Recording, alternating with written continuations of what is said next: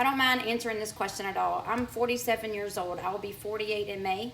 And I know you didn't ask this question, but I figured I would use this time to talk about this. I have been sitting here racking my brain thinking about what was the beginning signs and symptoms that I started noticing and at what age.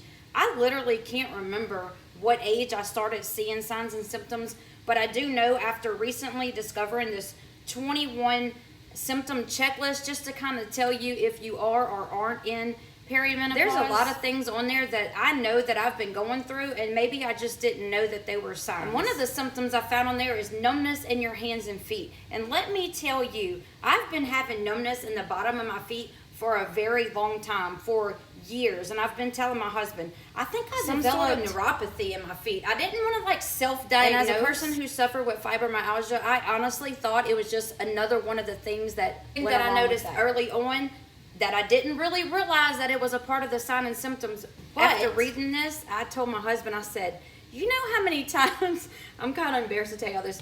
Well, actually, no, I'm not embarrassed. Let me just say it. You know how many times I've cried to him saying, I think I have some form of dementia. I'm telling you, I cannot remember anything. And after going through my deep dive on the signs and symptoms, I'm telling you that I really think that that was like the beginning stages. Oh, and one more thing. I know you might not know this, but I've been talking about this for years on here. I've been telling people how I all of a sudden developed this fear and anxiety of bridges. And I have to drive over lots of bridges in order to go home because I don't live where I am from. And to think about going home and to drive over those bridges has sent me into a pure panic attack many times. One of the signs is, or one of the signs and symptoms is talking about increased anxiety. I really think that all of this goes hand in hand.